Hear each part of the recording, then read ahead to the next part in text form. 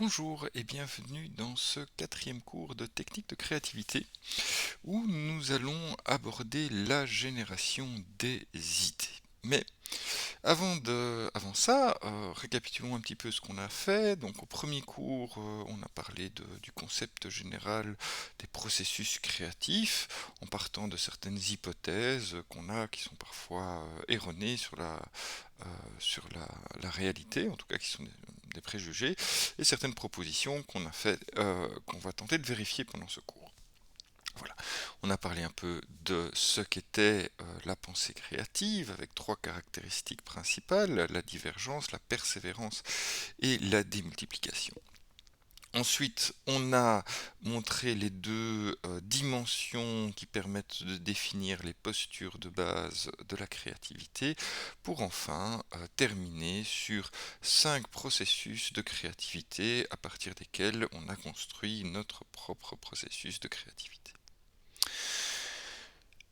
Il y a deux cours, je vous ai expliqué théoriquement les trois premières étapes de notre processus de créativité avec ce personnage qu'on appelle l'explorateur et qui nous a permis finalement de reformuler un problème de créativité après être passé par une étape d'observation et d'imprégnation.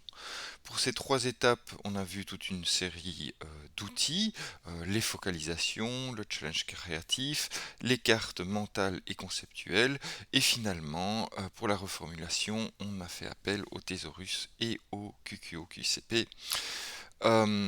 Bien sûr qu'il y a plein d'autres outils et on les a explorés pendant notre cours, notre dernier cours pratique. On a vu que finalement il y avait plein d'autres possibilités d'outils à côté des petites recettes de cuisine que je vous propose dans ces cours théoriques. Bien, alors ça va nous permettre maintenant d'aborder la pensée créative stricto sensu, on pourrait dire, avec les trois étapes suivantes. Donc nous, on a déjà vu l'observation, l'imprégnation et la reformulation, et en principe, suite à notre cours pratique, ben, vous avez un problème de créativité, et ce qu'on va faire aujourd'hui, c'est aborder théoriquement la purge, la divergence et le mouvement. Il nous restera donc 4 étapes à faire pour la suite du cours. Bien, alors la première question à se poser quand on passe du chapeau de l'explorateur à celui de l'artiste, c'est finalement est-ce que j'ai réuni suffisamment d'informations autour de mon problème. On sait que cette première étape, elle vise à définir le problème, mais aussi à rechercher des informations et à noter ses premières idées qui pourraient venir d'elles-mêmes. Euh, il n'y a pas de... Enfin, disons que la quantité d'informations nécessaires est un juste équilibre. Alors, je sais qu'en introduction du cours sur l'explorateur, je vous ai dit qu'on avait tendance à négliger cette phase d'observation, d'imprégnation et de reformulation et d'aller un peu trop vite. C'est généralement le cas, il ne faudra pas que je passe à côté des stimuli et de l'imprégnation correcte de mon problème. Ceci dit, trop d'informations, c'est pas bon non plus. Au bout d'un certain moment, on a tendance à enclencher ce que j'appelle la roue de bicyclette de notre cerveau, c'est-à-dire qu'on a tendance à repasser finalement sur des idées qu'on avait déjà eues et voilà, à mâchonner comme un vieux chewing-gum ces idées. Donc là, ben, on est déjà au-delà de la quantité d'informations qui serait optimum. Et si on continue dans cette voie-là, on arrive avec une infobésité, c'est-à-dire tellement d'informations que ça en perd toute utilité et voilà, ça fait plus de mal que de bien. Donc voilà, tout le principe est d'arriver à trouver ce juste équilibre qui nous permette de nous imprégner sans, ben voilà, en tout cas ou en minimisant le retour aux idées identiques. De manière plus conceptuelle, ce qu'on aimerait bien, idéalement, ce serait d'avoir les informations dont on a besoin au fur et à mesure que ces besoins apparaissent. Donc, il vaudra mieux savoir où aller chercher des informations supplémentaires si jamais ça s'avère nécessaire, plutôt que voilà, de faire un- une recherche exhaustive de toute information disponible, ce qui en soi ne serait pas possible. Euh, Ça veut dire aussi que ben, il faut se garder un peu de temps avant notre deadline pour éventuellement retourner à l'exploration. Ainsi que notre processus nous permet de retourner vers les étapes précédentes, hein, ben voilà, se garder un peu de temps pour retourner vers l'exploration. Ben, quand des idées neuves auront émergé et que je voudrais m'imprégner de ce qu'il y a autour de cette idée, hein, ben, en, puisque le but c'est de générer des idées originales, ben, il est probable que je ne sache pas grand-chose de ce qu'il pourrait y avoir autour de ces idées.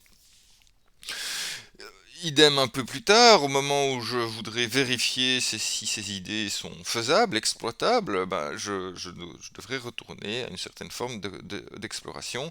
Et donc ça, ben voilà, ce sera au moment où j'en aurai besoin et que je saurai exactement de quoi j'ai besoin que ça vaudra la peine de retourner vers une quantité d'informations supplémentaires. Voilà donc pour ce qui me permettra de savoir que je dois passer de l'exploration à l'artiste. Donc voilà, une prise en compte des stimuli disponibles, une raisonnable imprégnation et une bonne définition du problème. Ça me permet de partir, quitte à revenir un peu plus tard vers cette posture de l'explorateur. Bien. Alors, je suis sur mon processus au niveau du croisement là, et je vais vouloir partir dans la divergence, mais au tout début de cette étape, ou plutôt avant de partir dans toute forme de divergence excessive, on va dire ça comme ça, notre processus nous propose de faire une purge. Alors, la purge, c'est se débarrasser de quelque chose qui nuit à notre réflexion. Et dans le cadre de la créativité, ce qui nuit ou ce qui nous surcharge, c'est les idées banales. Donc, si jamais on a une idée en tête qui serait une solution possible à notre problème et qu'on traîne cette idée, spécialement si ben voilà, on voudrait la sortir au bon moment, etc., pour hein, voilà, faire valoir qu'on a des bonnes idées, ben finalement ça va occuper notre esprit et euh, ça va nous empêcher tout simplement de venir avec des idées originales parce que je serai obsédé par cette idée que j'ai déjà dans le coin de la tête et je voudrais la sortir. Donc une bonne pratique, hein, c'est de voilà, simplement se demander en début de processus divergent, est-ce que j'ai des idées banales qui traînent, hein, des idées toutes faites qui traînent dans ma tête. Alors, ils peuvent me paraître absolument extraordinaires ces idées, mais probablement que si je les ai déjà en tête, c'est que n'importe qui les aurait eu en tête, ou en tout cas facilement en tête. Très bien. Alors, il n'y a pas, comme d'habitude, il n'y a pas qu'une bonne manière de faire les purges ou la purge. Voilà, à vous de voir un petit peu. C'est un bon moment pour se demander, tiens, si vous deviez allonger toutes les idées préexistantes que vous avez sur un problème, comment est-ce que vous y prendriez? Moi, évidemment, je vais vous donner une petite recette de cuisine. Et cette recette de cuisine, elle passe par deux manières de faire qui sont le point fixe et l'éventail des concepts. Commençons par le point fixe. Le point fixe est finalement une technique qui me permet la recherche de propositions alternatives à une idée de départ, c'est-à-dire à un point de référence. Ok. Le principe, c'est de se demander, ben voilà, je veux une alternative, mais par rapport ou en référence à quoi? Ce qui pourrait arriver, hein, vous pouvez le suivre sur le schéma en haut, c'est que je vienne avec une première idée. En général, on a tous une première idée. Et puis, pour purger jusqu'au bout cette idée, je vais essayer de déterminer un point fixe à partir duquel rechercher d'autres idées, tout aussi et probablement tout aussi évidentes, mais voilà d'autres idées en relation avec ce point fixe. ces fameuses autres idées, ben, ce sont les alternatives, hein. Donc je pars d'une idée, je passe par un point fixe pour arriver à d'autres idées. Alors, il y a plusieurs types de points fixes qui s'incluent l'un l'autre. On aura le but, la similitude, les groupes et les concepts. Regardons ça et commençons par le but étant considéré comme le roi du point fixe, c'est-à-dire celui qui est le plus souvent utilisé, qui est le plus évident et qui fonctionne assez bien. Voilà. Donc, j'ai une idée, je me demande quel est le but de cette idée, et puis je vais pouvoir passer à la génération d'alternatives au moyen de questions du type quels sont les autres moyens d'atteindre ce but, quels sont les autres processus permettant de réaliser cette fonction. Voilà, hein. Bon, illustrons de manière rudimentaire, si pour le scout le but est allumer le feu, il cherchera donc des moyens de s'acquitter de sa tâche. Okay. Admettons que son paquet d'allumettes soit mouillé, ben, qu'est-ce qu'il pourra faire, comment est-ce qu'il pourra s'y prendre pour allumer quand même son feu? Il pourra utiliser un briquet, il pourra frotter un caillou contre un autre, frotter un bâton contre un autre, il pourrait éventuellement mettre une cigarette dans le toaster, et etc. etc. C'est-à-dire qu'il y aura d'autres idées qui vont permettre d'allumer son feu. Voilà. Si une si une tâche créative permet de parvenir à un but, ben c'est le point fixe, on y va, c'est le premier qu'on va utiliser parce que c'est le plus facile, c'est le plus évident. Maintenant, si on veut creuser ça un petit peu plus loin et élargir un petit peu le spectre de notre pensée, on pourrait utiliser aussi la similitude. Okay. Le principe ici est de se demander, voilà, qu'est-ce qui ressemble ou qui a des analogies avec cette première idée, hein. Quelles autres œuvres partagent le même style, quelle maladie provoque une éruption analogue sur tout le corps, etc. etc. Dans ce principe, on va pouvoir récolter des idées alternatives plus diversifiées, hein. Par exemple, route pourrait contenir une idée de carrefour, hein.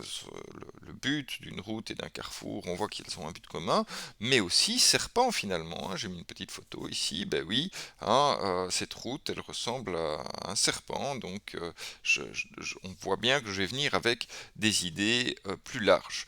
Donc la similitude pourrait être un but, mais elle est également généralisée typiquement à une certaine ressemblance physique, mais aussi à une similitude liée à une perception par voilà, un de nos sens. Voilà, je vous ai mis un exemple ici avec un cuisinier qui cherchera à explorer les alternatives lui permettant de parvenir à une certaine saveur. Ok, hein, ben oui, les odeurs, le toucher, tout ça, ça peut fonctionner pour la similitude. Bien. Alors, on peut encore élargir cette similitude en utilisant les groupes. Ici, le principe est d'essayer de trouver des groupes auxquels appartient l'idée et de déclencher toute une série d'alternatives. Si j'utilise l'idée d'une orange, ok, quelles seraient les alternatives d'une orange? Eh ben, je pourrais utiliser par exemple le groupe fruits de consommation courante auquel appartient l'orange, et donc je trouverai les alternatives pommes, poires, bananes, etc. Si par contre je prends le groupe plus réduit des agrumes, eh ben, à ce moment-là je pourrais venir avec des alternatives pamplemousse, citron, mandarine ou kumquat, etc. etc. Si par contre je prends un groupe plus large, par exemple des choses rafraîchissantes, je pourrais venir avec de la bière, des glaçons, le vent, etc., etc. Donc on voit que on acquiert une flexibilité beaucoup plus grande qu'avec les buts ou les similitudes. Maintenant, c'est bien sûr une généralisation, hein, similitude pourrait être, enfin, ce qui est similaire pourrait être le thème du groupe, ou le but pourrait être le thème du groupe. Donc voilà, on en est ici avec quelque chose de relativement généralisé, et d'autant plus qu'on peut utiliser pour le groupe, comme j'ai fait aussi ici au-dessus, le nom d'un groupe auquel l'idée est reliée, hein, fruits de consommation, agrumes, choses rafraîchissantes. Ça pourrait être aussi une liste de caractères de l'idée. Ok. Et on essayerait de trouver des alternatives qui correspondent à la même liste de caractères, qui ont des caractères communs. Voilà, tout ça pourrait fonctionner pour faire des groupes. Alors, euh, De Bono, il utilise un mot pour tous les points fixes, et ce mot-là, c'est concept. Okay, donc tous les points fixes sont en réalité des concepts, le concept de but, le concept de similitude ou le concept de caractère d'un groupe. Donc, pour généraliser, si l'idée représente la manière pratique de faire quelque chose, le concept, c'est-à-dire le point fixe, est la méthode générale qui correspond à cette idée. Okay. Donc, on part de l'idée pour arriver vers une méthode générale. Okay. Et une fois que on est à cette méthode générale appelée concept, on va l'exporter vers d'autres façons de matérialiser ce concept. Okay. Voilà, on peut suivre sur le schéma. J'ai une idée. L'idée, ce serait de rouler à bicyclette. Voilà, de rouler à bicyclette. On peut aller vers un concept qui est simplement celui d'aller à l'école, et puis explorer les autres manières de s'y déplacer, marcher, conduire une voiture, attraper l'autobus, etc., etc. Ça, c'est l'utilisation d'un point fixe via un concept. Bien. Alors, maintenant qu'on a compris cette notion de concept via les points fixes, on va pouvoir travailler à notre éventail des concepts. Le principe de cet éventail des concepts, c'est de trouver le but, entre guillemets, ultime ou l'objectif du processus de pensée. Bon, très bien. L'éventail des concepts apparaît donc comme un outil de bonne exécution basé, et c'est ça qui est important, sur une superposition de points fixes. Donc je vais essayer de trouver le concept du concept du concept, et donc créer un éventail des concepts. Regardons un petit peu comment est-ce que le processus de cet éventail des concepts fonctionne. Comme tout à l'heure, je vais partir d'une idée, somme toute évidente. Admettons que je doive accrocher un objet au plafond. La solution, la première avec laquelle je vais venir, c'est où est l'échelle. Je vais chercher l'échelle et je peux accrocher mon objet au plafond. Ça c'est très bien, mais c'est pas créatif du tout, on entend bien, et il se peut qu'il n'y ait pas d'échelle, pour une raison ou une autre. Bon, alors, bien sûr, je peux renoncer à mon projet, mais voilà, dans la recherche d'une solution, je vais pouvoir sortir mon éventail des concepts, et je vais chercher le point fixe que je vais utiliser. Hein, le but, c'est lever au-dessus du sol. Alors, donc mon échelle, elle me permet de m'élever au-dessus du sol, et donc à partir de ce point fixe, je vais pouvoir chercher d'autres idées qui vont me permettre de m'élever au-dessus du sol. Je pourrais par exemple monter sur une chaise, sur une table, demander à quelqu'un de me faire la courte échelle, etc., etc. Plein de systèmes pour monter au-dessus du sol. Très bien. Alors ça, vous me direz, c'est un point fixe, bien sûr.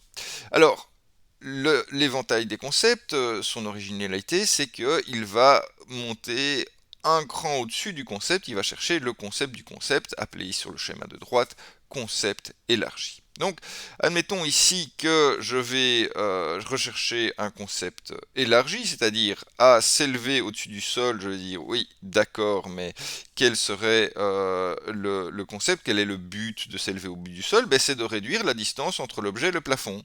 Ok. Alors, est-ce que je peux redescendre maintenant que j'ai été vers le concept élargi, je peux redescendre vers des concepts et des idées qui partent de ce concept élargi. Donc, je vais par exemple trouver le concept d'allonger le bras, et donc de là déduire l'idée d'utiliser un bâton ou une pince pour pouvoir accrocher cet objet au plafond. Je vais pouvoir aller vers le concept de faire transiter l'objet tout seul, et voilà, attacher l'objet à un ballon, le lancer, etc., etc. Donc, on voit que le fait d'avoir été vers un concept plus élargi va me permettre de redescendre vers des concepts autres et trouver des idées différentes. Très bien. Alors, on a donc trois niveaux à l'éventail des concepts. Alors, ici, je vous ai évidemment, pour que ce soit lisible sur un slide, je vous ai fait un concept de concept, donc un que j'ai appelé concept élargi, mais rien ne vous empêche de mettre 3, 4, 5, 6, 7 niveaux à votre éventail des concepts. Tant que vous pouvez monter et que vous n'arrivez pas vers quelque chose de complètement hors du sens commun, ben, vous pouvez monter.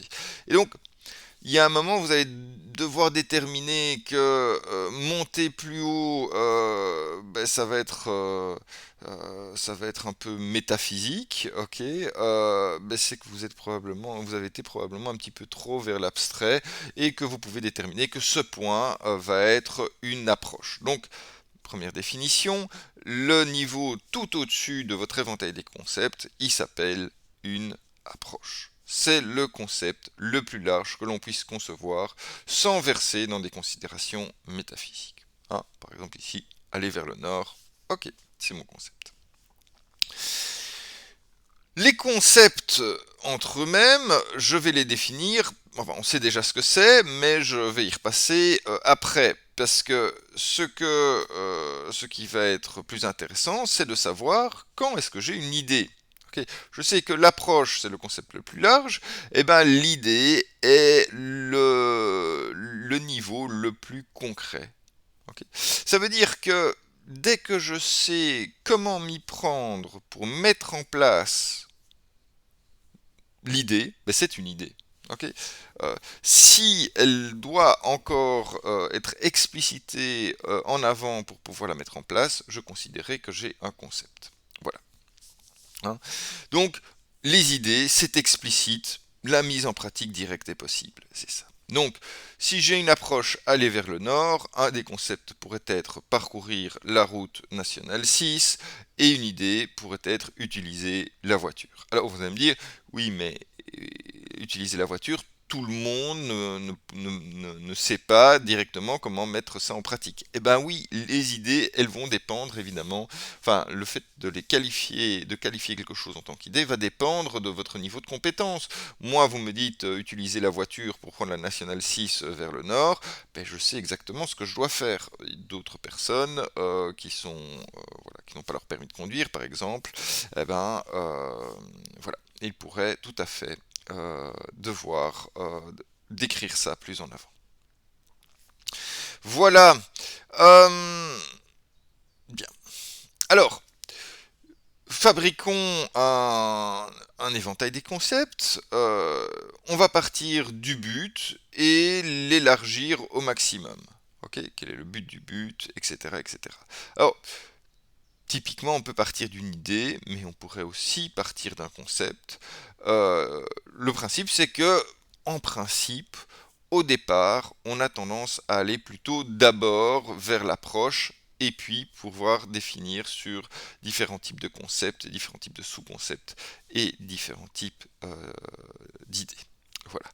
Alors, une fois que on a été le plus vers l'approche, hein, le but du but, hein, c'est une manière de faire, on va pouvoir descendre vers des concepts, c'est-à-dire des manières de plus en plus concrètes de faire les choses. Et pour ça, on va utiliser une question du type comment cela peut-il être plus concrètement réalisé. Okay. Alors, il y a deux mots-clés. Le premier, c'est comment. Hein, et le deuxième, c'est concrètement. Okay, ça veut dire qu'on doit aller vers quelque chose de plus en plus pratique pour arriver à une idée. Okay, hein, voilà, hein, qui est appelé ici éventail des objets, mais bon, voilà, le principe c'est que voilà, c'est toutes les idées qui sont possibles. Alors, il se peut qu'à un moment j'arrive à une idée, typiquement une idée qui corresponde à plusieurs concepts, ok, ou à un concept et je voudrais remonter vers une autre approche, je sens qu'il y a du potentiel pour ça. Si je veux aller vers le haut dans cet éventail de concepts, j'utiliserai une question du style pourquoi cela va-t-il remédier au problème. Okay. Donc, pourquoi je remonte dans un pourquoi plutôt théorique, je vais remonter, et abstrait, je vais remonter vers les approches, et un comment plutôt concret, je vais descendre vers les idées. Donc ça c'est assez important de voir que je peux me balader de haut en bas dans mon éventail des concepts jusqu'à ce que j'ai brossé de manière satisfaisante, hein, toutes les premières idées qui pouvaient me venir autour, hein, de la première idée que j'ai eue. Hein, parce que je vous rappelle que l'objectif de cet éventail des concepts, c'est de purger, donc c'est de, voilà, de lâcher toutes les premières idées, hein, de faire un peu le tour de tous les concepts, voilà, qui sont évidents, et des premières idées qui viennent directement à l'esprit lorsqu'on passe de ces concepts. Donc ça peut être relativement rapide, quoique il y a des éventails des concepts qui sont relativement grands. Voilà. Hein. Et donc, ben voilà, hein, je vais pouvoir monter, descendre, remonter, avoir une autre approche, reformuler. Hein, voilà, aussi une forme de reformulation. Bien, alors, quelques petites précisions, voilà, hein, dans le but de- de- d'utiliser cet éventail de concepts au maximum de ces possibilités. La première chose, c'est que aller vers les idées, ça n'est pas simplement diviser le sujet en sections et sous-sections. Ok, ça, on l'a déjà fait au moment de l'exploration dans l'outil qu'on a appelé la focalisation. Hein. Ici, l'accent dans cet éventail des concepts, c'est l'action, ok, et pas la description ou l'analyse. Ok, c'est les différentes manières de faire qui sont importantes, en tout cas quand on descend dans l'éventail des concepts. Alors, autre précision, il se peut tout à fait qu'une action apparaisse ou qu'un concept apparaisse à plusieurs endroits dans un éventail des concepts. Pas de gros soucis à ce niveau-là. Au pire, je les mets à plusieurs endroits. Ça me permet de, voilà, de continuer à travailler en ayant toutes les associations possibles placées à tous les endroits. Voilà. Euh, voilà, hein, donc on va euh, comme ça favoriser la génération d'idées, pas très poussée en général, mais hein, je vous rappelle que notre objectif c'est de faire une purge, donc on va utiliser une succession de points fixes pour ben voilà, un petit peu vider tout ce que on a de manière relativement facilement associable dans notre cerveau. Voilà, voilà. Hein, ça peut éventuellement mener à des nouveaux points de focalisation, ce qui pourrait me faire revenir en arrière. On a parlé aussi de reformulation, ben ça, je pourrais me dire, ah mais finalement, je suis pas sûr d'avoir formulé mon problème de la bonne manière et de revenir en arrière. Pas de souci avec ça. Voilà, une fois que j'ai bien purgé toutes mes idées, on va pouvoir passer à la divergence. Ok, donc là, j'ai un cerveau euh, voilà, débarrassé de ses idées premières et je vais vouloir aller vers des idées plus originales avec des outils de divergence. La divergence, c'est s'écarter de plus en plus de quelque chose d'autre, et ce qui est cette chose, dans notre contexte ici, c'est le chemin logique et programmé de notre pensée. Ok, donc je vais vouloir élaborer des techniques pour m'éloigner de ce schéma de pensée automatisé et logique.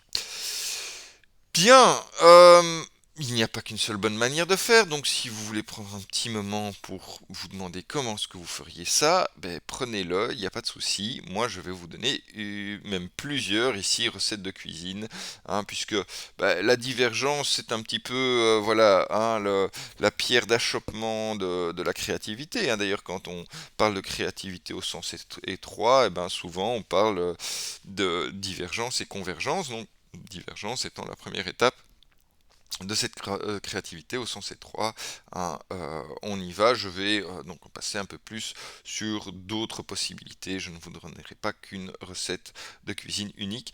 Et on va commencer par une recette qui est somme toute assez banale, c'est celle du brainstorming ou remue-ménage, inventé en 1938, donc c'est pas tout neuf, et ben, je suppose que vous avez tous été dans un contexte professionnel ou autre dans lequel on vous a dit bah, on va faire un brainstorming.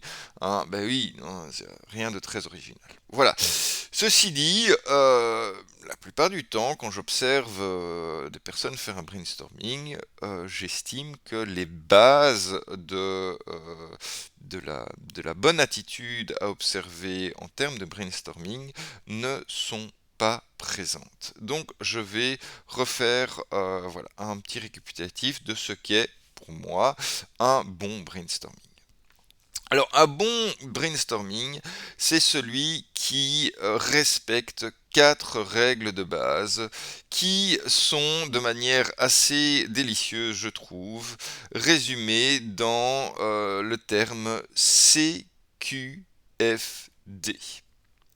Alors CQFD, c'est pas CQFD pour ce qu'il fallait démontrer, hein, même voilà, hein, c'est justement un CQFD pour sortir du raisonnement traditionnel où chaque étape s'appuie sur la précédente avec une justification en chaîne et une validité de la solution qui dépend de chaque validité de chacune des étapes parcouru depuis le point de départ jusqu'à sa solution. Hein, donc si A entraîne B et que B entraîne C, alors A entraîne C, tout ça est extrêmement logique et mène à une conclusion sous le terme CQFD, ce qu'il fallait démontrer. Ici, c'est le même acronyme, mais c'est pour quelque chose de totalement différent. C, c'est pour critique abolie. Alors critique abolie, on en a déjà parlé ensemble quand on a vu les chapeaux de Bono. Et la critique abolie, c'est simplement que la négativité n'est pas propice à la divergence. Okay, donc, en tout cas, moi j'y suis très sensible. Si je suis en mode vas-y, je lâche toutes les idées qui me viennent à l'esprit et qu'on commence directement à critiquer ces idées qui sortent, qui sont des idées émises pour le plaisir d'émettre une idée, euh, eh ben ça, la- les propositions supplémentaires émergent de manière beaucoup plus difficile. Donc voilà, critique abolie. On ne critique pas à ce niveau-là. Alors on verra un peu plus tard dans ce cours comment gérer les critiques si jamais elles émergent. Si vous devenez un peu meilleur en termes de créativité, vous pourriez apprendre à les utiliser à bon escient. Mais en tout cas, pour le brainstormer lambda, il est important de ne pas critiquer. Deuxième lettre de l'acronyme, Q, Q pour quantité d'abord. Au moment du brainstorming, ce qui compte, c'est de générer un très grand nombre d'idées. Et ces idées peuvent également être farfelues pour F, hein, farfelu bienvenue. Euh, donc, un grand nombre d'idées, euh, pour s'éloigner, hein, on est bien en train de s'éloigner du chemin logique, donc tout ce qui vient est bon, y compris les choses farfelues. Alors ça ne veut pas dire que les idées bien sous tout rapport ne sont pas à émettre également, mais voilà, si c'est une idée farfelue qui vient, lâchez-la, c'est important parce que elles peuvent participer au processus créatif, notamment en démultipliant sur cette idée farfelue, c'est-à-dire en rebondissant. Okay, donc démultiplier, ça veut dire que vous pouvez utiliser les idées des autres, émises en grande quantité de manière potentiellement farfelue, pour faire une association à partir de ça et rebondir un cran plus loin. C'est le principe du brainstorming, c'est d'utiliser les idées des autres comme un marchepied vers d'autres idées que vous n'auriez pas eues sans leurs idées. Voilà, donc CQFD, règle importante à rappeler à chaque fois que vous faites un brainstorming. Donc ce CQFD, vous l'apprenez par cœur, hein, et vous savez ce qu'il veut dire, et chaque fois qu'on vous dit un brainstorming, je dis ok, moi je veux bien participer à un brainstorming, mais je voudrais d'abord émettre quatre règles. Ok? Et moi je trouve que c'est important de le faire parce que sinon on fait juste un brainstorming qui vise à étaler les idées qu'on a déjà et autant faire une purge. Hein. Voilà. Très bien. Donc Deuxième petit conseil, de noter les idées à la vue de tous. Hein, ben ça va faciliter la démultiplication. Alors il y a certains groupes qui sont super créatifs et parfois il vaut mieux les enregistrer ceux-là parce que sinon vous allez passer à côté d'une idée sur deux tellement ils sont rapides. Hein, moi je fais voilà de temps en temps des brainstorming en classe et ben, c'est difficile pour moi de noter toutes les idées qui sortent quand j'ai des classes qui sont très créatives. Et puis, on va rajouter des petits plus. Hein, ces petits plus, on va les appeler des provocations. Et ça, je vais voir avec vous plus tard. Premier type basique de provocation, qui s'appelle d'ailleurs entrée aléatoire dans les ouvrages d'Edouard de Bono, c'est la dissociation. Hein. Donc on va utiliser des inducteurs pour faire des dissociations. C'est-à-dire qu'on va essayer de trouver quelque chose qui n'a rien à voir avec notre processus logique, histoire de générer un choc entre ce problème et cet élément tout à fait extérieur.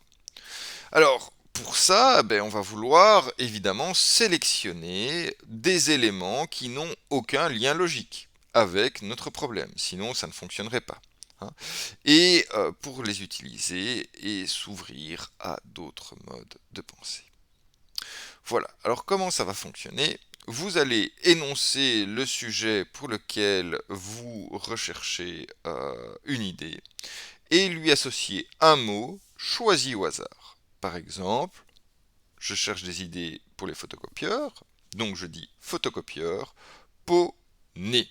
Alors, pot, on verra un peu plus tard, hein, c'est une proposition pour signaler à tout le monde que vous allez rajouter quelque chose pour lequel il va falloir suspendre son jugement. J'en dirai plus un peu plus tard. Voilà. Il s'agira ensuite, à partir de cette entrée aléatoire, de générer des nouvelles idées à partir donc, du problème en tête, plus de l'entrée aléatoire. Hein. Fonction, concept, détail, association, ça peut nous mener à plein de choses différentes, hein, mais donc on va essayer de rejoindre finalement, de retourner à force d'idées juxtaposées vers un chemin qui sera praticable pour retourner à notre voie logique. Hein, c'est pour ça que De Bono parle de voie latérale ou de pensée latérale. Hein, donc l'entrée aléatoire, comme les provocations et les mouvements qu'on va voir tout à l'heure, leur but c'est de s'éloigner du chemin logique pour pouvoir mieux y revenir et créer à ce moment-là une nouvelle voie de réflexion. Alors, on va mettre ça un petit peu en pratique pour illustrer, on va voir ça comme ça. Hein, on va illustrer ça avec ce fameux photocopieur et ce nez. Donc moi, si on me dit photocopieur pot nez, ben, je vais imaginer. Hein, ça c'est ce qu'on va appeler après le mouvement image par image, hein, qu'on verra dans la suite du cours. Ah, mais je vais imaginer ce photocopieur et ce nez, et je vais tenter de réconcilier les deux dans une scène qui pourrait fonctionner. Ok, donc ben moi, si j'imagine ces deux-là, je vais commencer à sentir l'odeur qu'a la photocopieuse, hein, parce qu'elle a une odeur. Je me dirais ben, peut-être je vais pouvoir partir sur qu'est-ce que je peux faire de cette odeur de papier. Je pensais que je peux photocopier mes trous de nez, ça peut être très marrant. Je vais peut-être associer ça encore à d'autres choses, hein, que la photocopieuse me prévienne via une bonne odeur quand mes photocopies sont terminées, etc., etc. Donc on va voir que en associant un nez qui n'a pas grand chose à voir avec un photocopieur, hein, on est bien d'accord, je vais pouvoir arriver sur des choses qui sont assez distantes de mon concept initial. Okay. Et là, c'était juste en imaginant un nez. Je peux aussi, hein, comme je vous l'ai dit tout, oui, comme non, Donc je peux aussi, voilà, le nez peut aussi me faire atterrir dans des zones cognitives différentes. Je vous ai mis ici Pinocchio, hein, et puis je peux penser à associer le mensonge ou l'autonomie avec ma photocopieuse, et me dire, ben voilà, hein, est-ce que il y aurait peut-être pas moyen de faire des modifications à ce que j'ai à photocopier on the fly pour faire entre guillemets mentir la photocopieuse, hein, ou je sais pas, faire que cette photocopieuse elle soit autonome, je sais pas, qu'elle s'allume automatiquement, qu'elle s'éteigne automatiquement, qu'elle fasse des copies en fonction d'un algorithme interne. Donc voilà toutes des choses que je vais pouvoir, sur lesquelles je vais pouvoir réfléchir pour trouver des idées. Voilà, j'aurais pu aussi imaginer des choses autour de Cyrano de Bergerac en pensant au nez, à son grand nez, à la poésie, aux insultes, à la laideur, à je ne sais quoi. Hein, donc le principe c'est voilà de faire venir finalement via l'entrée aléatoire une zone d'association qui ne serait pas venue de premier abord quand je pense à des idées sur ma photocopieuse. Alors c'est très bien, donc on veut tirer des mots hasard, comment est-ce qu'on va générer ces inducteurs, hein, je vous ai dit mot au hasard, c'est un petit peu réducteur, comment est-ce qu'on va générer bah oui, des inducteurs, c'est-à-dire quelque chose qui va nous permettre de faire des associations. Alors les plus classiques, ce sont les listes de mots, hein, dites oralement ou par écrit. Voilà, il y en a quelques-unes qui sont assez connues. Kent et Rosanov, Fustier, bah, du coup, elles sont pas très originales puisque tout le monde les connaît. Hein. On va pouvoir aussi passer via des visuels, voir une bande sonore, un clip vidéo. Hein, tout ça va très bien fonctionner et je vais vous parler de quelques autres variations possibles. Alors les voici, ces listes. Donc voilà, ce sont des listes. Ici, il y a une liste de 20 mots. Euh, Évidemment, enfin, la liste de mots de Fustier est un peu plus longue, il y en a une quarantaine. Je vous conseille pas forcément de prendre ceux-là. Elles ont le mérite d'exister et c'est clair que dans leur première utilisation, ben, elles nous ont permis, voilà, ce sont des listes dont les mots sont riches en associations et donc voilà, on va pouvoir utiliser ça. Euh, alors, n'oubliez pas que l'entrée aléatoire c'est bien, mais que en elle-même elle ne suffit pas. L'entrée aléatoire, son objectif c'est de nous éloigner du chemin logique. Il va falloir y revenir. On y reviendra tout à l'heure via un mouvement. Hein. Ici, le mouvement que j'ai fait quand j'ai parlé de la photocopieuse et du nez, c'était un mouvement qui s'appelle image par image, hein, où on se nourrit un peu théâtralement, de manière aussi bien visuelle qu'auditive ou kinesthésique, de l'association entre le mot et notre chemin logique de pensée. Bien. Alors, les inducteurs visuels sont aussi assez efficaces. Moi, j'aime assez bien ces inducteurs visuels. Je vous conseille, sans que ce soit tout à fait restrictif, ben, d'utiliser des peintures de peintres surréalistes, hein, parce que il y a des détails à foison là-dedans. Hein. Je vous ai mis un Dali ou hein, ici en bas, vous avez les monstres de Jérôme Bosch si vous prenez une peinture de Jérôme Bosch, vous allez voir que vous avez des détails dans tous les sens qui vont voilà, mener à plein d'associations différentes. C'est très riche en associations. Vous pourriez également utiliser des publicités ou moi ce que j'aime bien faire c'est d'utiliser finalement enfin en tout cas quand je dois préparer une séance créative, je vais essayer de rassembler les images par groupe. Okay. Hein, donc je vous ai mis un petit exemple ici. Vous pouvez utiliser voilà, des groupes de besoins ou des groupes de valeurs. Hein. Ici je vais utiliser les groupes de besoins de la pyramide de Maslow qu'on voit ensemble, mais j'adore aussi utiliser dans d'autres concepts, essayer de grouper en fonction des valeurs exprimées dans l'image, suivant un concept de la spirale dynamique que certains d'entre vous voient avec moi en organisation des entreprises. Voilà. Oh voilà, hein, j'en ai pris quelques-unes, des publicités ici, et puis j'ai dit bah voilà, des publicités sur le thème des besoins physiologiques. Alors c'est beaucoup évidemment manger et boire, c'est comme ça. Hein. Des publicités sur le concept de la sécurité, ben, j'en ai rassemblé hein, quelques-unes. Ça me permet d'avoir un espèce de lot d'images qui ne soit pas dans le même thème évidemment que les autres. Des images sur le concept de l'appartenance, des images sur le concept de l'estime, et des images sur le concept de réalisation. Voilà qui est fait. J'ai donc un certain set d'images où je vais pouvoir venir avec des entrées aléatoires qui sont bien différentes des unes des autres et je me serai assuré de leur différence parce que elles appartiennent ici à des catégories différentes de la pyramide de Maslow. Bien. Alors, bon, il y a plein de méthodes de tirage, hein, spécialement pour les mots. Les mots, ça reste quelque chose de relativement facilement exploitable pour une petite séance de créativité faite sur le pouce, j'allais dire.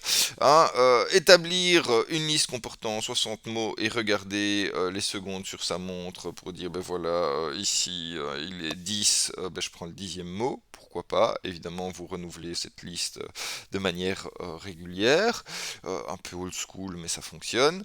Vous pouvez utiliser un dictionnaire, ça c'est quelque chose qui marche assez facilement. Si vous avez un dictionnaire, vous allez simplement ben, sélectionner une page et taper le doigt quelque part sur cette page et regarder quel mot est sous votre doigt. Voilà, aussi simple que ça. Vous pourriez aussi prendre un jeu de cartes d'un jeu de société où il y a plein de mots dessus, hein, un Pictionary, un, un dessiner c'est gagné, ou toute autre chose. Hein. Vous pourriez prendre euh, voilà, un- voilà, tout autre jeu qui a des cartes avec des mots dessus. Très bien. J'avais blanc manger coco en tête, mais bon, voilà, soit. Ça n'a pas beaucoup d'importance. Le jeu de société avec des cartes sur lesquelles il y a des mots que vous avez dans votre armoire fera bien l'affaire. Alors, de manière un peu plus moderne, il y a des logiciels en ligne. J'ai mis le premier que hein, j'ai mis génération de mots aléatoires et le premier qui est arrivé. Je vous mets le lien ici. Euh, Pas forcément le meilleur ou quoi que ce soit. C'est juste que voilà, euh, il existait à un moment une espèce de boule comme ça qu'on secouait. Il y avait plusieurs milliers de mots dans la boule et elle se stabilisait sur un mot. C'était voilà très sympathique. C'est devenu un petit peu has-been vu qu'aujourd'hui en ligne vous pouvez trouver des choses qui sont tout à fait comparables sur des beaucoup plus grandes listes de mots d'ailleurs. Voilà, si jamais ben, vous êtes sans outils électroniques, mon Dieu, et que vous êtes quelque part, ben, vous prenez n'importe quelle feuille sur laquelle il y a écrit quelque chose et vous tapez votre doigt à un certain endroit, un vieux magazine, un livre, n'importe quoi, ça convient très bien et ça peut tout à fait faire l'affaire. Bien, alors, euh, vous pourriez aussi vouloir varier. Hein, ici, j'ai un peu fait le travail de créativité autour de la divergence pour vous. Ben oui, parce que voilà, peut-être que si vous faites souvent des exercices créatifs, vous en auriez un petit peu marre des mêmes choses, et donc vous pourriez vouloir être un petit peu voilà, un petit peu original. Mettre des inducteurs animés pourrait être une idée, même si c'est pas ma préférée parce que ben, vous allez être obligé d'interrompre, si vous voulez, la séance de génération d'idées pour voilà, consulter l'inducteur animé. Ok, donc il va falloir vous rappeler ce que vous venez de voir pour voilà, émettre des idées, mais pourquoi pas une fois pour varier, hein, voilà, un court métrage de quelques secondes, des choses comme ça peut être rigolo. Un inducteur sonore ou olfactif, hein, une ambiance, un parfum. Voilà, un que j'aime assez bien, qui est voilà, qui peut être assez rigolo, c'est que vous mettez toute une série d'objets bizarres dans un sac et vous la faites au toucher. Ok, vous voyez si le fait de toucher ça va mener à des dissociations intéressantes. Voilà, ça permet de faire des choses un petit peu différentes. Alors, quand est-ce que vous allez vouloir diverger? Ben, deux cas de figure. Le terrain vierge, c'est-à-dire vous avez voulu purger mais il n'y a rien qui est venu. Voilà, c'est comme ça. Ou alors la stagnation, le blocage, c'est-à-dire que vous purgez, puis voilà, quand votre purge, il y a un blanc, j'ai dit, ok, c'est le bon moment pour lancer une provocation. Très très bien, hein, que ce soit par entrée aléatoire ou par provocation, comme on va voir plus tard.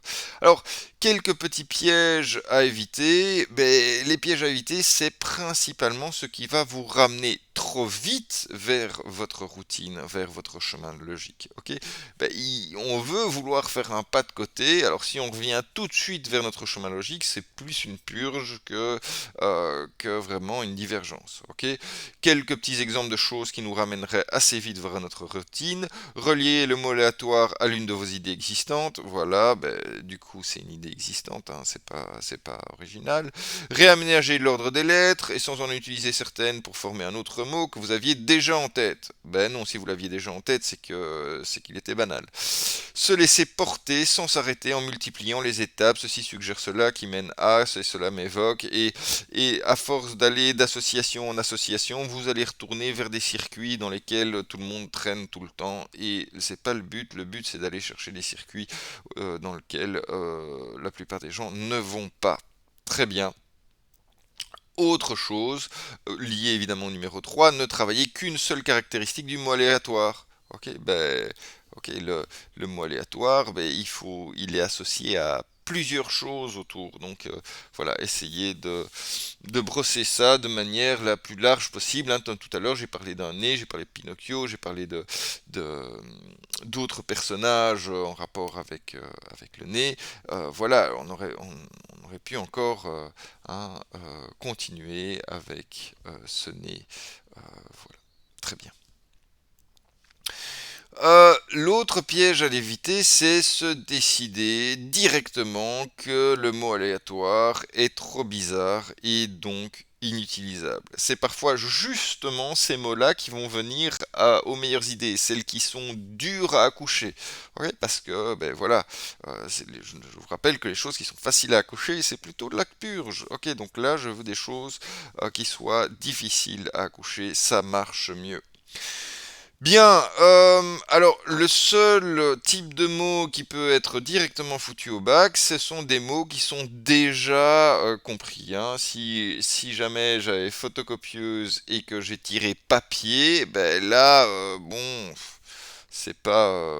voilà, c'est pas une entrée aléatoire vraiment valide puisque c'est la première chose auquel j'avais pensé avec une photocopieuse, c'est une feuille de papier qui est dans la photocopieuse.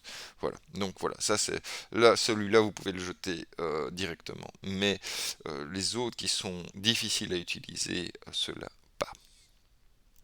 Bien. Alors, on va pouvoir parler donc d'une manière un peu plus sophistiquée d'aller s'éloigner du chemin logique qu'on va appeler les provocations. Et les provocations, c'est réellement des sorties de route, c'est-à-dire qu'on va provoquer cette fameuse sortie de route en essayant de rejoindre depuis l'endroit où la voiture aura atterri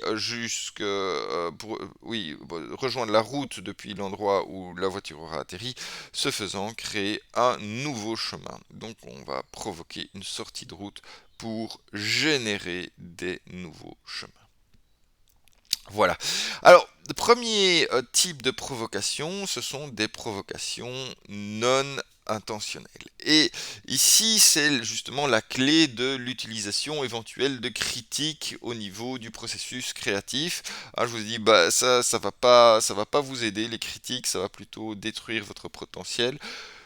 Sauf si, en expert de la créativité, vous arrivez à utiliser cette critique comme une provocation. C'est-à-dire que non seulement vous n'allez pas juger cette critique pour ce qu'elle est, c'est-à-dire certainement pas une atteinte personnelle à votre capacité créative, mais plutôt la traiter comme une provocation, c'est-à-dire la traiter comme si c'était quelque chose qui vous éloignait volontairement de votre chemin logique pour pouvoir faire créer des mouvements à partir de ça.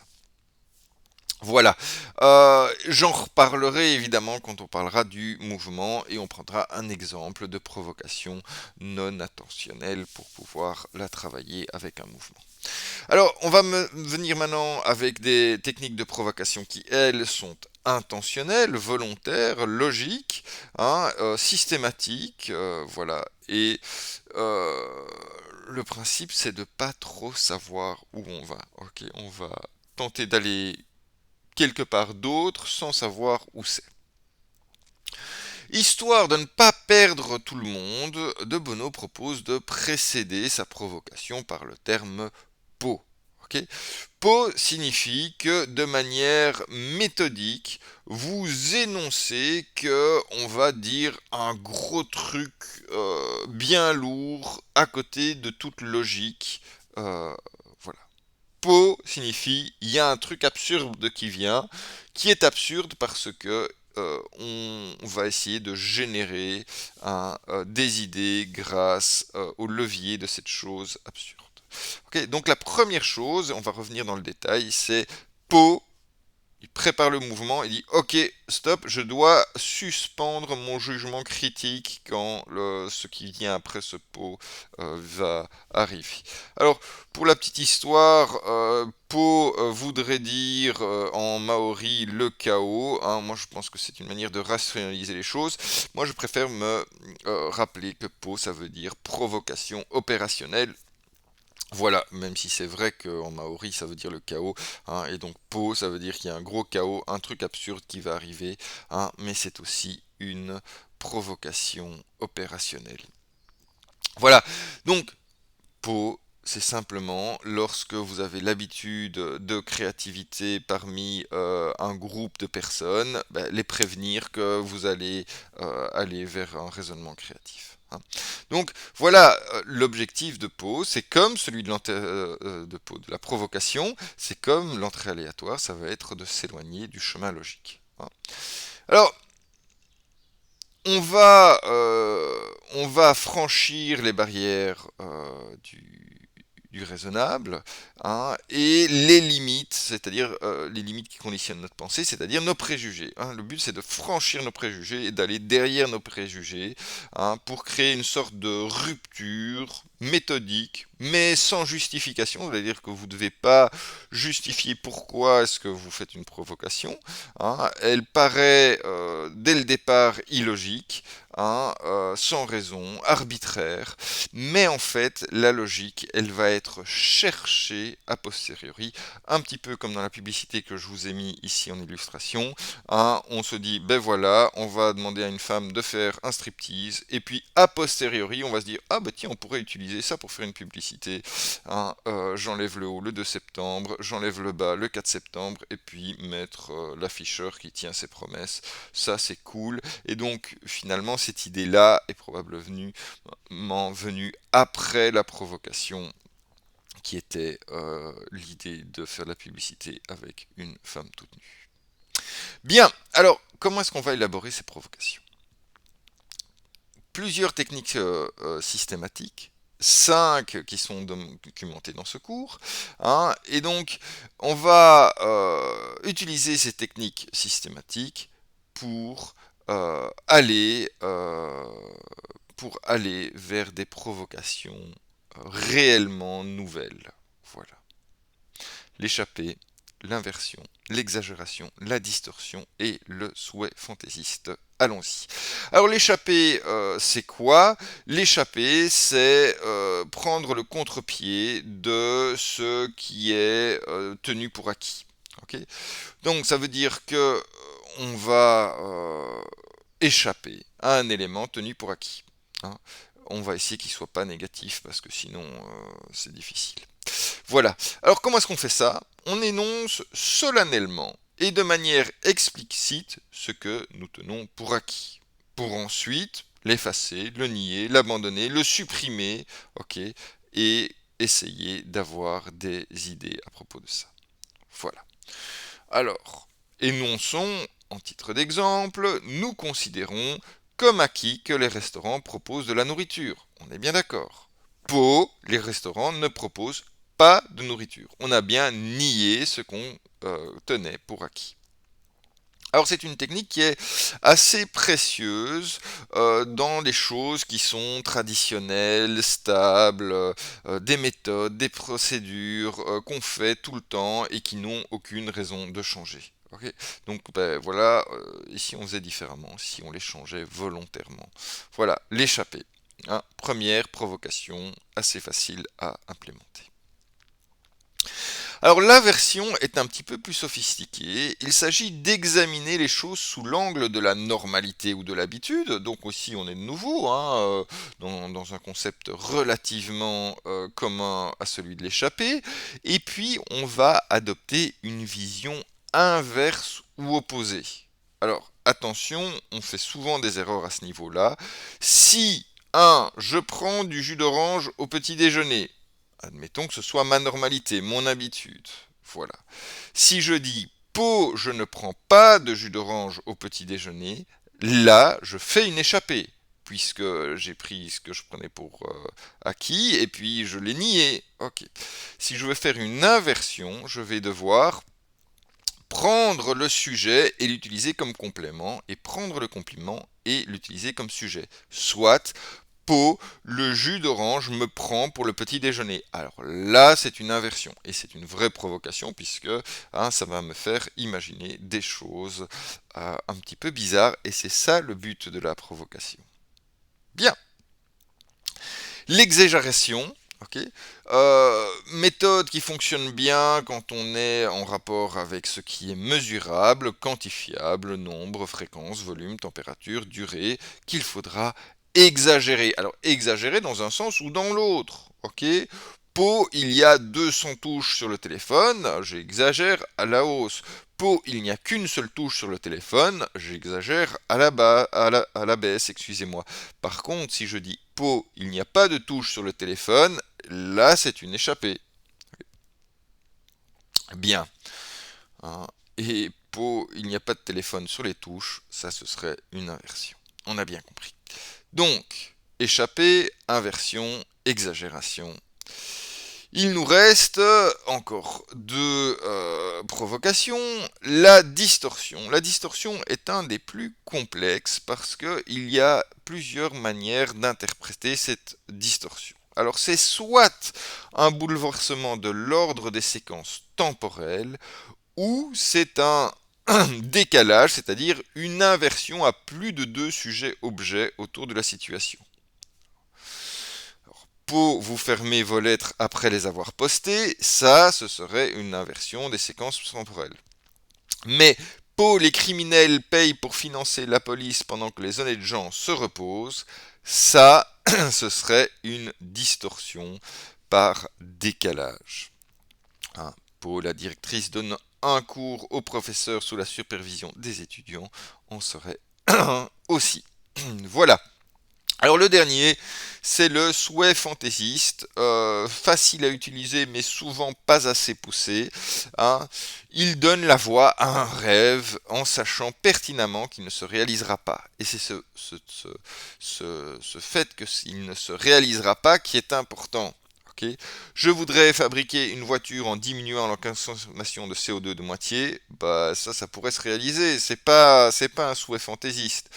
Par contre, si je dis on se déplace par la pensée, alors oui, ça, je sais que ça ne se réalisera pas. Ok.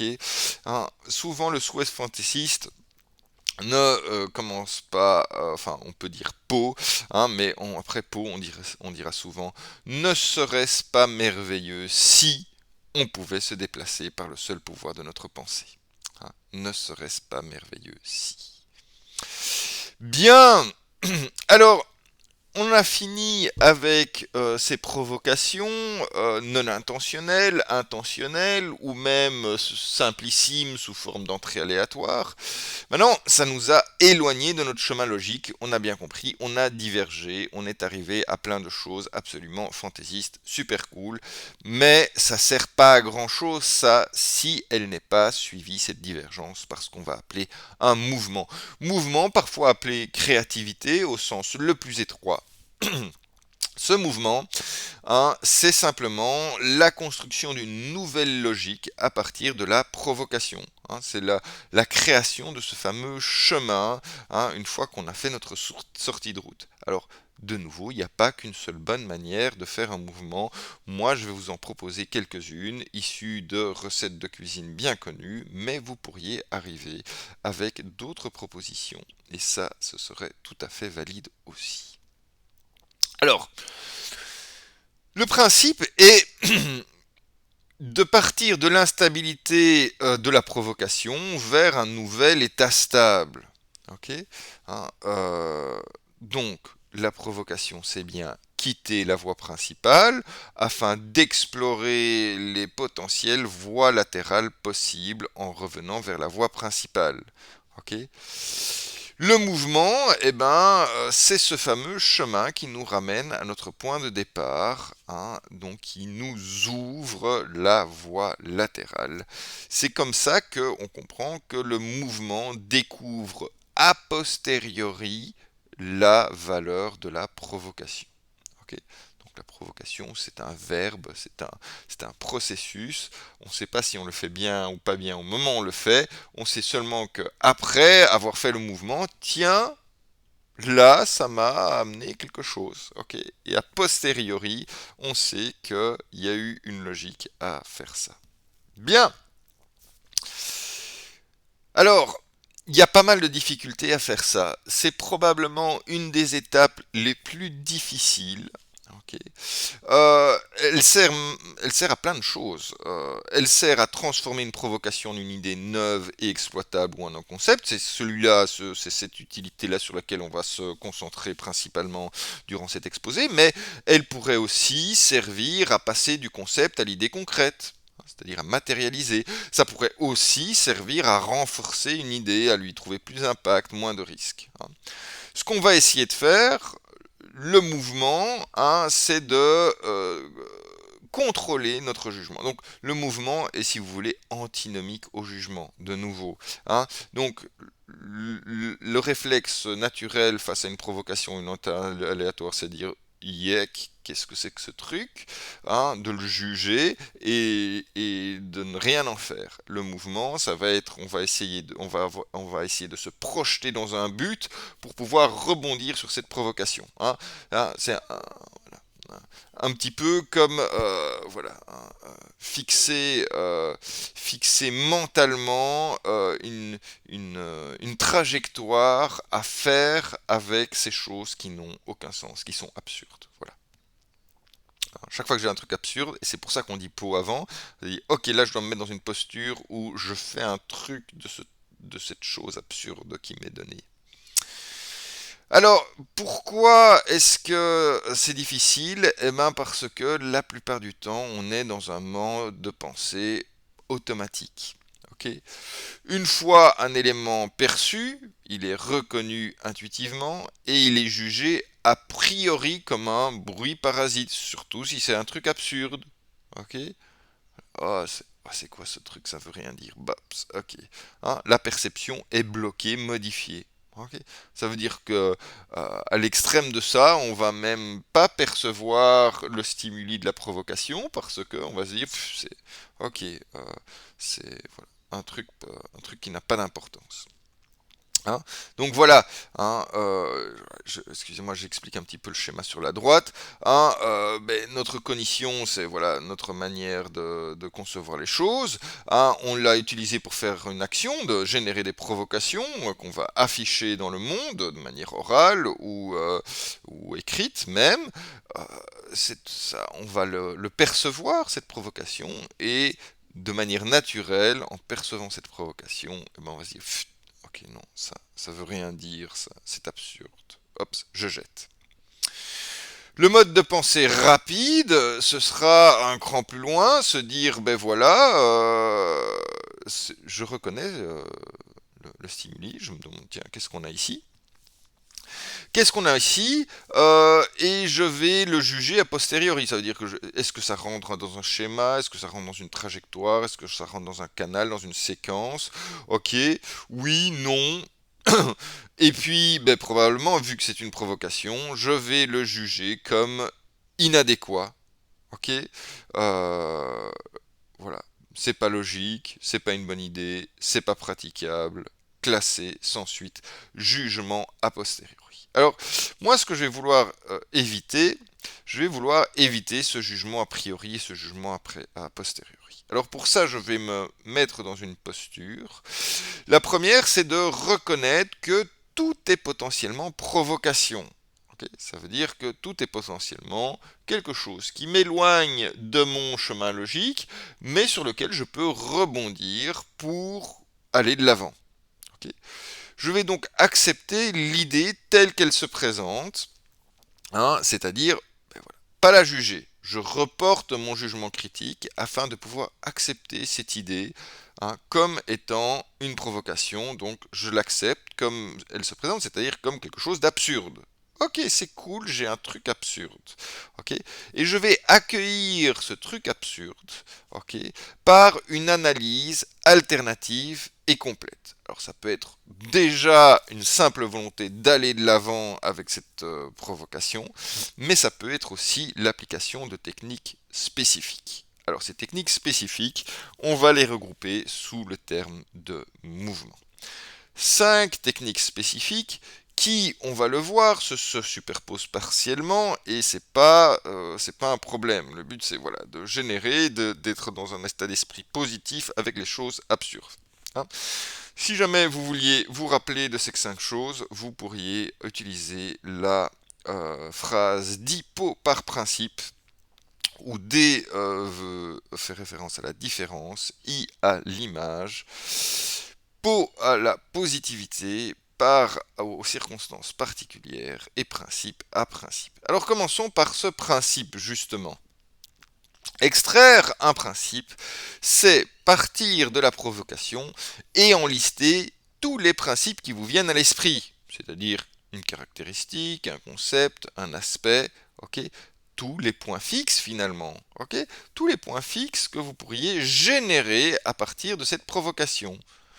Vous sélectionnez un point fixe à la fois et vous essayez de bâtir une idée praticable autour de cette extraction, autour de ce point fixe. Alors, je vais vous donner un exemple. Nous sommes une agence de publicité et nous cherchons un support publicitaire inédit. Très bien. Provocation. Ressuscitons le crieur public. Bien. Ok, c'est une proposition à laquelle on ne souscrit pas. Ok, ce serait un truc, voilà, qui serait, voilà. Il y a un gars qui dit cette idée-là. Attends, c'est naze, un crieur public, c'est complètement has-been. Ok, pas de problème, je le prends comme une provocation.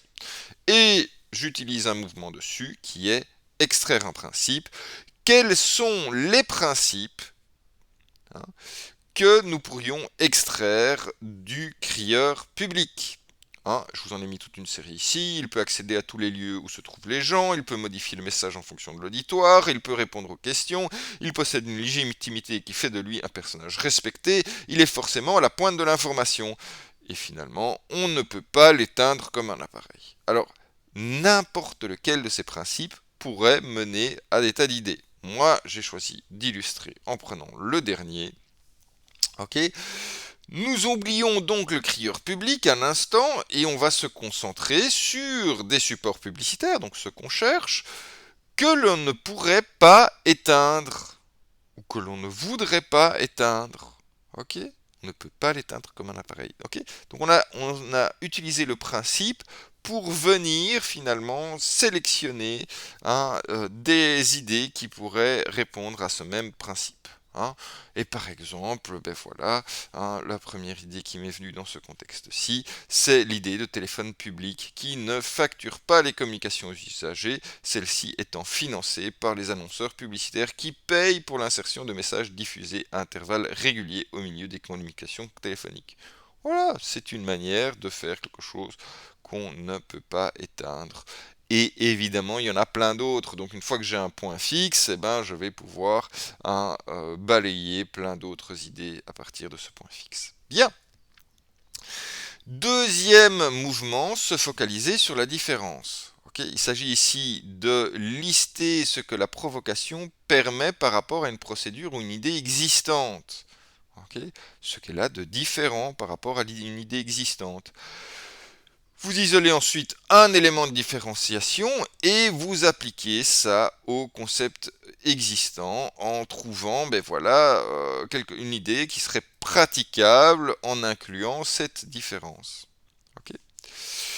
Par exemple, on recherche des idées autour du timbre-poste, hein, et on mettrait les timbres sont très longs et très minces, ce qui serait une exagération. Ok, donc ça c'est une provocation qu'on a fait grâce à l'exagération.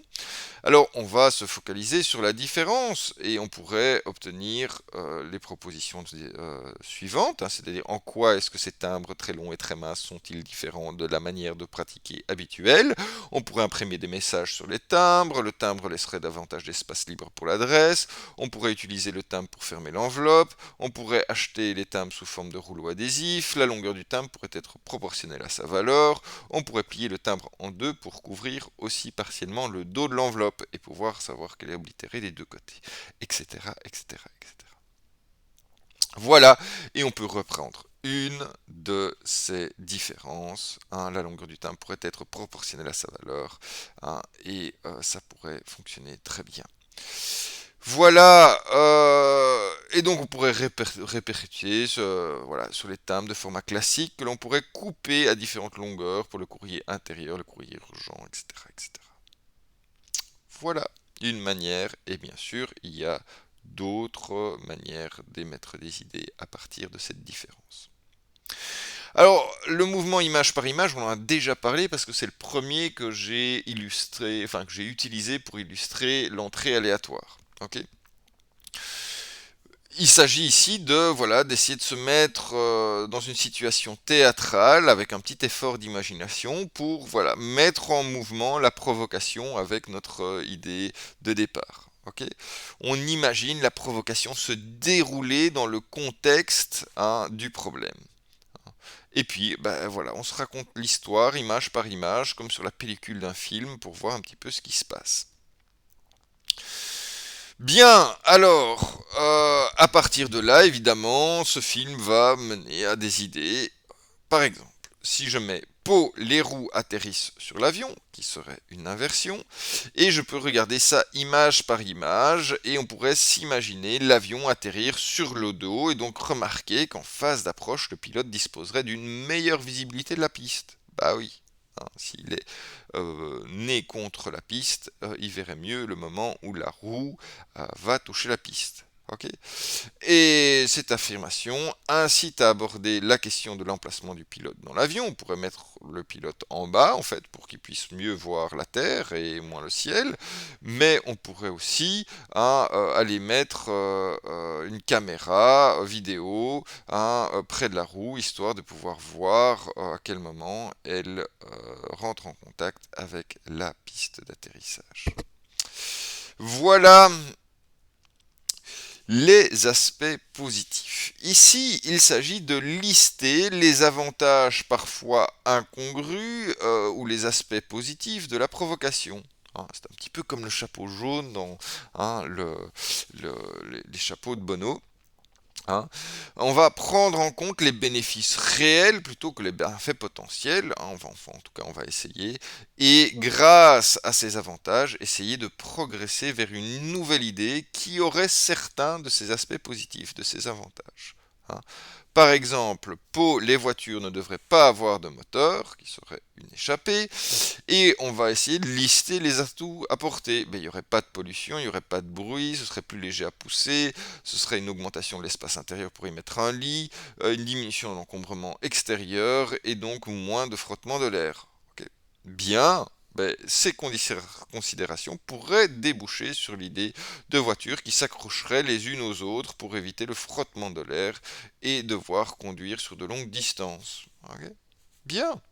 Chaque fois que la provocation recèle une valeur immédiate, nous nous concentrons sur cette valeur pour tenter de la transformer en idée concrète. Ça, c'est le principe des aspects positifs, du mouvement des aspects positifs. Vous voyez, un aspect positif, je dis, ok, comment est-ce que je pourrais le mettre en pratique? Les circonstances particulières sont voilà, ressemble un petit peu aux aspects positifs, en ce sens que on va essayer de trouver des circonstances dans lesquelles cette provocation pourrait avoir une valeur évidente. Ok. En cas d'inondation, pour la voiture dont le moteur serait placé sur le toit, on verrait bien qu'il y a voilà, des avantages, enfin, en circonstances d'inondation, ce sera un avantage.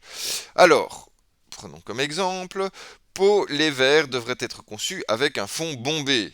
Ok, c'est de nouveau une proposition complètement idiote auquel, en principe, on ne devrait pas souscrire, mais on peut passer au crible toutes les situations qui donneraient une valeur au fond bombé. Ok. Par exemple, dans un endroit de consommation, il serait impossible de reposer le verre avant de l'avoir bu entièrement, et donc ça permettrait aux bars d'accélérer leur débit, parce que chaque fois que les gens voudraient aller danser, ils seraient obligés soit de danser avec leur verre en main, soit de le finir avant d'aller danser. Alors on pourrait aussi, voilà, imaginer une circonstance de quelqu'un d'un peu maniaque qui ne voudrait pas de rond sur sa table et ça forcerait les gens à poser ce verre à fond bombé sur un réceptacle qui l'empêcherait d'être en contact direct avec la table et donc de faire des vilaines taches blanchâtres. Bien, alors ce mouvement, il peut nous mener à plein d'endroits différents. Ok, l'idéal, évidemment, c'est une super idée, hein, c'est ce qu'on cherche, mais c'est possible que ça mène à une impasse. Ok, c'est pas parce que vous avez religieusement fait des provocations, une provocation et un mouvement que vous arrivez quelque part. Vous pouvez arriver nulle part. C'est pas grave, une fois que vous avez bien essayé, hein, rappelez-vous qu'il ne faut pas abandonner trop tôt, mais une fois que vous avez bien essayé, vous prenez simplement un autre mouvement ou une autre provocation et ça pourra peut-être marcher. Ah, voilà. Ça peut mener à un point intéressant, c'est-à-dire un point qui, un peu comme un point de focalisation qui a du potentiel, c'est un point qui a du potentiel, vous le ressentez, hein, une différence, une valeur, etc., etc. Vous faites une pause, hein, et éventuellement vous essayez vous le notez, vous l'approfondissez, etc., etc. Hein, c'est important de pouvoir le replacer euh,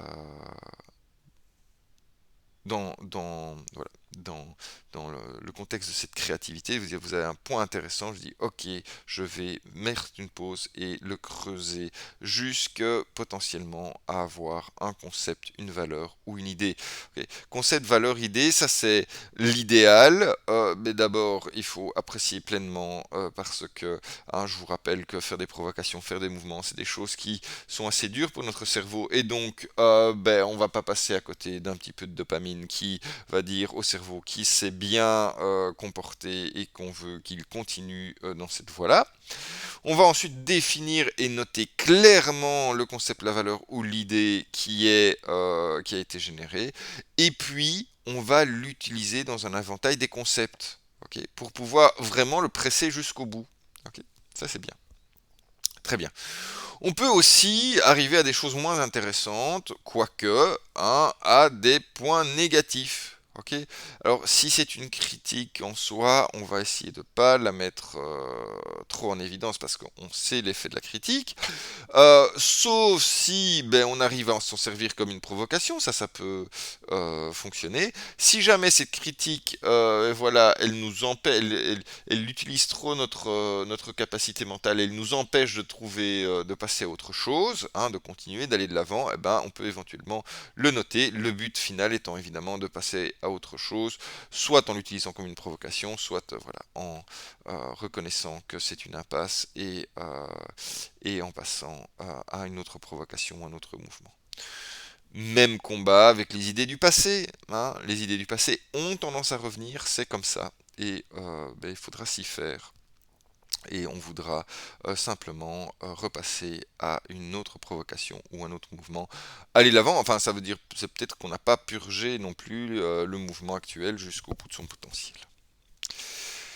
Bien, alors ce qu'il ne faudra pas oublier de faire, c'est de faire confiance à cette provocation et ce mouvement. Ça peut paraître un petit peu contre-intuitif au début, un petit peu original, mais si vous mettez une confiance absolue dans ce processus, eh ben, ça vous permettra de faire un appel d'air vers cette réussite, hein. Voilà. C'est un processus qui demande un fort investissement mental et donc ben voilà, hein, n'oubliez pas, après 1 heure et demie de cet exercice-là, vous allez vraisemblablement être épuisé et les idées ne viendront plus, mais c'est pas dû au fait que le processus ne fonctionne pas bien, c'est juste dû au fait que ben, vous êtes un peu au bout de votre énergie vitale et qu'il faut faire un peu une pause.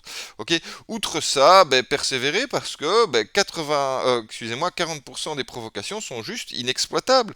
Et voilà, vous allez faire plein de mouvements dessus, vous allez passer un bon moment et puis vous dites, bah, ça menait à rien. Bon, ben c'est pas grave, ok.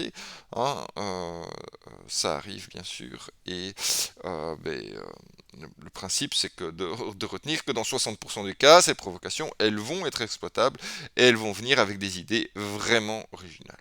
Donc ça, c'est ce qu'on voulait. Eh ben, ça termine notre passage dans l'état d'esprit de l'artiste, hein, et donc on va mettre ça en pratique au cours prochain. Donc je vous souhaite à bientôt.